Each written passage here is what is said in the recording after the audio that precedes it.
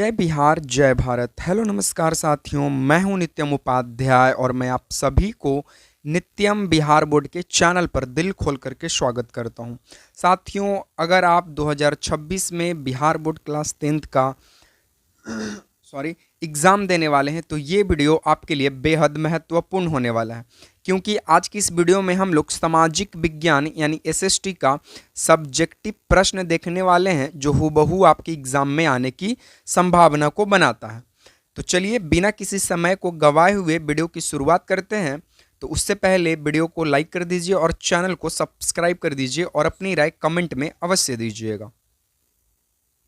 चलिए, सबसे पहला सवाल आपको स्क्रीन पे नज़र आ रहा होगा। सबसे पहला सवाल है कि इटली और जर्मनी के एकीकरण में ऑस्ट्रिया की क्या भूमिका थी। ये एक ऐसा सवाल है जो बिहार बोर्ड प्रीवियस ईयर में बहुत बार पूछ चुका है। तो पहले हम इटली में देखते हैं कि इटली के एकीकरण में ऑस्ट्रिया की क्या भूमिका रही, और उसके बाद हम लोग देखेंगे कि जर्मनी में जर्मनी के एकीकरण में ऑस्ट्रिया की क्या भूमिका रही थी। ठीक है, चलिए तो सबसे पहले इटली में देख लेते हैं। तो आपको बता दें कि उस समय ऑस्ट्रिया इटली के कई भागों पे, जैसे में कि लोम्बार्डी और वेनेशिया जो है साथियों, ये इटली का ज़मीन था। तो इटली के लोम्बार्डी और वेनेशिया जगह पर कब्जा कर लिया कौन? ऑस्ट्रिया। लोम्बार्डी और वेनेशिया जगह पे कब्जा कौन कर लिया? ऑस्ट्रिया कर लिया था। ठीक है, सबसे पहले बात तो इटली को एक देश बनाने में ऑस्ट्रिया सबसे बड़ी बाधा थी। तो जब बताइए, जब इटली के दो भाग पे कब्जे कर लिया है ऑस्ट्रिया, तो क्या इटली का एकीकरण होगा? तो नहीं होगा सर। तो इटली के एकीकरण में बाधा कौन था? बाधा कौन था? तो बाधा यही था, ऑस्ट्रिया जो कब्जा कर लेता। ठीक है, उसके बाद जो गैरीबाल्डी है और जो काउंट काबूर है, इन्होंने ऑस्ट्रिया के खिलाफ युद्ध किया। बोलता है कि देखिए, जब प्यार से लोग ना माने तो उसको फिर दूसरे तरीके से समझाना पड़ता है।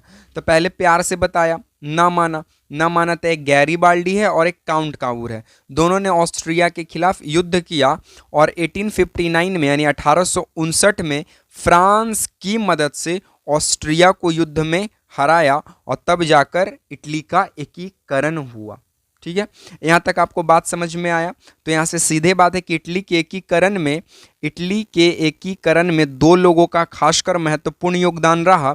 पहला गैरीबाल्डी, पहला किसका रहा? गैरीबाल्डी का, और दूसरा रहा काउंट काबूर का। ठीक है, तो अब हम लोग देख लेते हैं जर्मनी के एकीकरण में ऑस्ट्रिया की क्या भूमिका रही भाई। तो सबसे पहले जर्मनी कई छोटे बड़े राज्यों में बटा हुआ था और ऑस्ट्रिया चाहता था कि जर्मन राज्यों पर उसका प्रभाव बना रहे।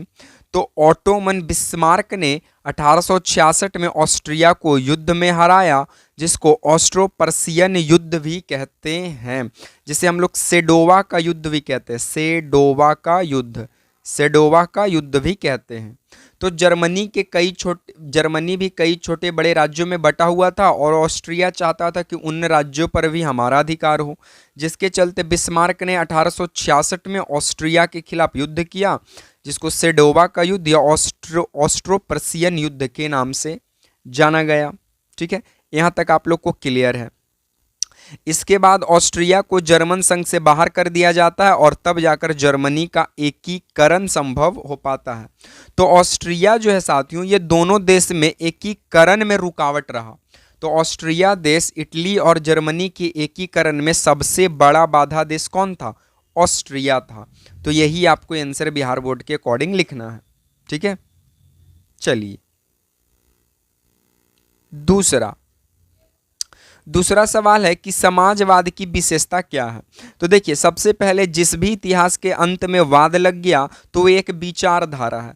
तो उसी प्रकार समाजवाद एक विचारधारा है जिसमें सभी को बराबरी का अधिकार मिलता है। समाजवाद में समाज को लेकर चलना पड़ता है। तो समाजवाद एक ऐसी विचारधारा है जिसमें सभी लोग बराबर के अधिकार के भागीदारी होते हैं। इसकी मुख्य विशेषताएं क्या है साथियों? तो देखिएगा, सबसे पहले सबको समान अधिकार मिलेगा।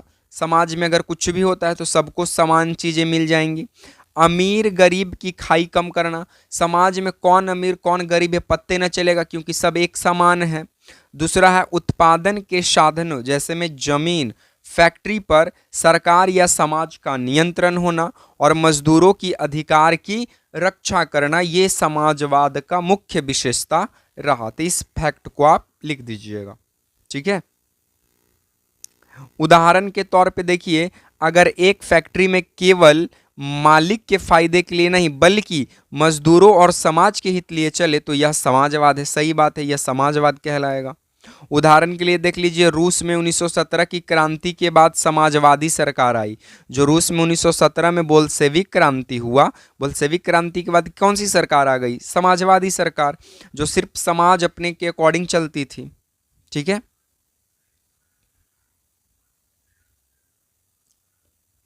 देखिए हो ची मिन मार्ग क्या है? तो हो ची मिन मार्ग एक गुप्त रास्ता था। इसका उपयोग वियतनाम युद्ध के समय सैनिक और सामान भेजने के लिए किया जाता था। हो ची मिन मार्ग एक ऐसा गुप्त मार्ग था जिसका उपयोग वियतनाम युद्ध के समय सैनिक और सामान के भेजने के लिए करता था। इसका नेता हो ची मिन के नाम पर पड़ा।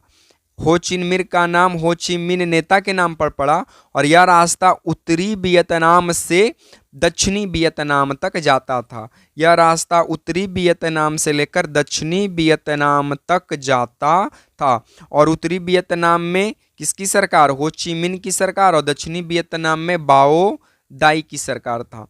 जैसे कई सेना दुश्मन से बचकर जंगल के रास्ते सामान पहुंचाए वैसे ही यह मार्ग था। क्लियर? तो बोलिएगा सर यार हो ची मिन मार्ग जो है सर क्लियर है। रॉलेट एक्ट क्या था बताइए? तो 1919 में अंग्रेजों ने भारत में एक कानून बनाया जिसका नाम था रॉलेट एक्ट।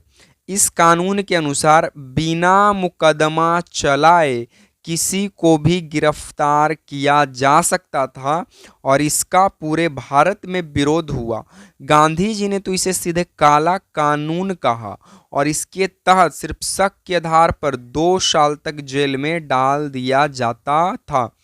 और इसी के विरुद्ध में पंजाब के 2 प्रमुख नेता डॉक्टर सत्यपाल